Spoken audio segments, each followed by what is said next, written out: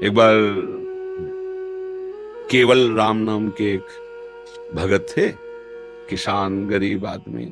पहले हमने देखा है गांव में बहुत गरीबी होती थी, अब तो थोड़ा आर्थिक व्यवस्थाएं सुधरी हैं, क्योंकि पहले ट्यूबवेल आदि की व्यवस्थाएं नहीं थी, बहुत मुश्किल से सिंचाई होती थी और खाद आदि भी नहीं थे। गाय के गोबर आदि की खाद डाली जाती थी। 1 बीघा खेत में 6 मन या 8 मन गेहूं पैदा होता था। अब तो 40-50 मन पैदा होता है, पहले 6-8 मन। बड़ी मेहनत की जिनकी खेती है, और जो कार्य करते हैं तो 8 रुपया 10 रुपया 8 घंटा के थे, फिर और बड़ा तो 20 रुपया, अब तो 500 रुपया है। तो काफी, तो उस समय था कि बहुत ही कम था जब केवल राम, और वो संत सेवी थे। अब मंजूरी करके, अब संत सेवी मतलब संतों का क्या है कि भाव से एक बार आप तो 2 संतों से कहेंगे। उस गांव में एक भगत है बहुत श्रद्धावान है, तो अब 4 संत आने लगे, फिर संत मंडली आने लगी। अब उनके पास अर्थ तो था नहीं।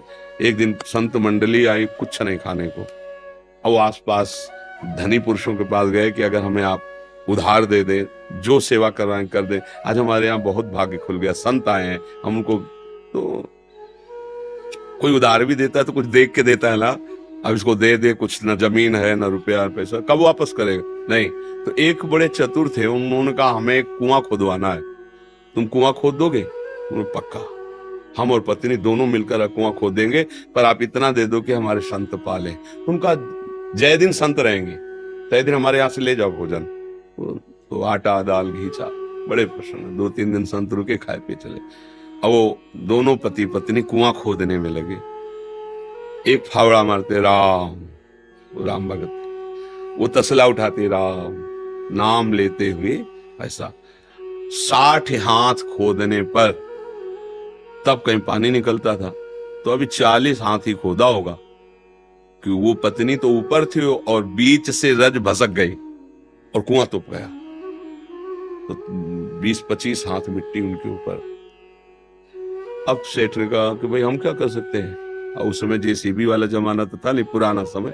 कहा भाई हम तो पैसे भोजन दिया था, तय किया था खुदवान, और मर गए कैसे? अब इतना खो कैसे भाई? कोई यंत्र हो तो जल्दी जल्दी।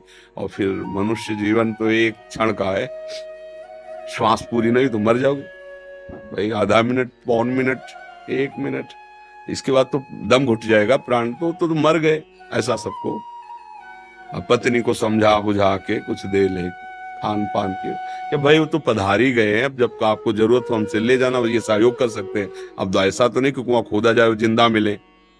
पर वो राम राम जपने वाले एक एक फावड़े पे कुआं पूर दिया गया कि ये ठीक नहीं, असगुन हो गया, आदमी मर गया उसमें। एक दिन वहां से कोई राजा निकल रहे थे, मार्ग था, तो उनको सुनाई दिया राम राम। ऐसी मधुर अमृतमयी वाणी की वो अपने रथ से उतरे। उनका ये किस भगत के द्वारा आर्त भाव से भगवान को पुकारा है? अरे यार, तो कोई भगत नहीं। बोले नहीं, आवाज के सारे वहां गए।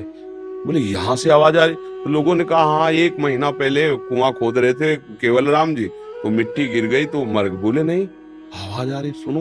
तो राम राम। अब वो तो राजा थे, तुरंत हुक्म किया, तो बड़े जो राजकीय विभाग सैनिक सब लगे, मिट्टी हटाई गई।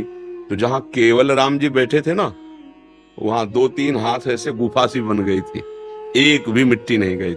और जब वहां खोद के पहुंचे तो देखा सामने सुंदर भोग और शीतल जल। 1 महीना हो गए थे दबी हुई, बस ऐसे बैठने के कारण थोड़ा पीठ टेढ़ी हो गई थी। वो कहा पूरे स्वस्थ, भोजन पानी सब वही। कौन दे रहा है? जो अखिल ब्रह्मांडों को दे रहा है। अगर गृहस्थी में हो, अपना कार्य कर रहे हो और नाम जप कर रहे हो, तो महान भक्त हो।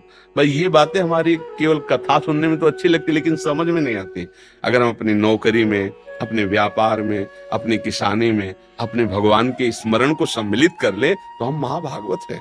बिल्कुल, इसमें बिल्कुल डरने की जरूरत नहीं कि अब हम भजन करेंगे तो गोली कैसे चलाएंगे। वो भी भजन है, जैसे माला से भजन हो रहा है वैसे गोली चलाने। अगर तुम्हारा अधिकार है और कानून व्यवस्था आदेश करती है उसको दंड देने के लिए, तो वो दंड देना भी भजन ही होगा। ऐसा